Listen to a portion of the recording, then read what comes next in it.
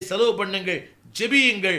அதைத்தான் வேதம் சொல்கிறது, நான் என் சத்தத்தை உயர்த்தினேன். அன்பானவர்களே, மனிதனுக்கு வார்த்தைகள் புரியும், உங்களை படைத்தவருக்கு உணர்ச்சிகளே புரியும். இந்த நாளிலே உன் வாழ்க்கை ஆதலற்ற நேரங்கள், ஆவி தொய்ந்து போன நேரங்கள், சஞ்சலத்தின் நேரங்கள், தவிப்பின் நேரங்கள், இருளின் நேரங்கள், முறுமுறுப்பி நேரங்கள், கேள்வி நேரங்கள் எல்லாவற்றையும் அறிந்த ஒரு தெய்வம் இருக்கிறார். அவர் சொல்லுகிறார், நீ என்னிடத்தில் உன் சத்தத்தை உயர்த்து. இரண்டாவது குறிப்பு சொல்ல விரும்புகிறேன். அதிசயங்களை செய்ய வேண்டுமானால் நான் அவரை தேடினேன். இரண்டாவது, ஆண்டவரை தேடுங்கள் அன்பானவர்களே. அதாவது இன்றைக்கு தேட வேண்டிய ஒரு கட்டாயம் இல்லாவிட்டாலும் இன்றைய தேடுதல் நாளை ஆசீர்வாதம். இன்றைக்கு தேடி வையுங்கள். யோபு பக்தன் சொல்லுகிறார், நீர் தேவனை ஏற்கனவே தேடினால் சுத்தமாய் இருப்பாய், செம்மையாய் இருப்பாய், உன் வாழ்க்கை சாங்கும் பாங்கமாய் மாற்றுவார். தேவனை பிரச்சனை வரும்போது அல்ல, இன்றைய தேடுதல். என்னை கேட்டுக்கொண்டிருக்கிற வாலிப பிள்ளைகளே, அன்பான இளம் தம்பதியர்களே, இன்றைக்கு தேவனை தேடுங்கள். முதுமையிலே நீங்கள் பாதுகாக்கப்படுவீர்கள். முதுமையிலே ஜெபிக்க முடியாது, முதுமையிலே முழங்கால் படியிட முடியாது, முதுமையிலே சத்தத்தை உயர்த்த முடியாது.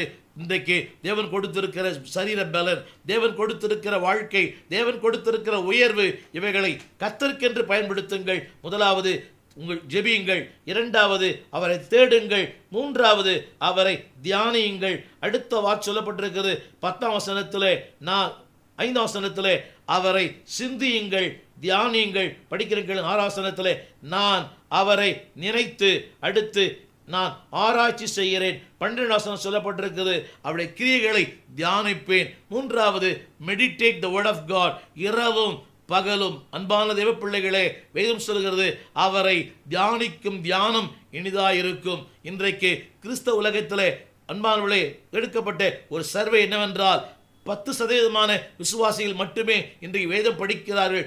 90% விசுவாசிகள் வேதத்தை இன்றைக்கு படிப்ப நேரம் இல்லை அன்பானவர்களே. ஆனால் வேதம் சொல்கிறது, தொய்ந்து போன நேரங்களிலே, சஞ்சலத்து நேரங்களிலே, ஆபத்து நேரங்களிலே, ஆதலற்ற நேரங்களிலே நான் உம்மை தியானிப்பேன். அன்பானவர்களே, இது கடினம், ஆனால் இது சாத்தியம். வேதம் அந்த பக்தன் சொல்லுகிறார், நான் உம்முடைய கிரியைகளை தியானிப்பேன். I will meditate. அன்பானவர்களே, தேவன் அதிசயங்களை செய்ய வேண்டுமானால் ஜெபியுங்கள். இரண்டாவது தேடுங்கள். மூன்றாவது அவரை தியானியுங்கள். நான்காவது குறிப்பு, அவருடைய ஆலயத்தை மறந்து விடாதிருங்கள். 13ஆம் வசனம், உம்முடைய வழி பரிசுத்த ஸ்தலத்தில் இருக்கிறது. அப்படியானால் அன்பானவர்களே, உங்கள் வழிகளை பின்பற்ற வேண்டாம், ஆண்டுடைய வழிகளை பின்பற்றுங்கள். இன்றைக்கு உங்களுக்கு 1 கோடி வழி தெரியும், அது குட் ஐடியா, குட் வே, ஆனால் it is not a good way. அன்பானவர்களே,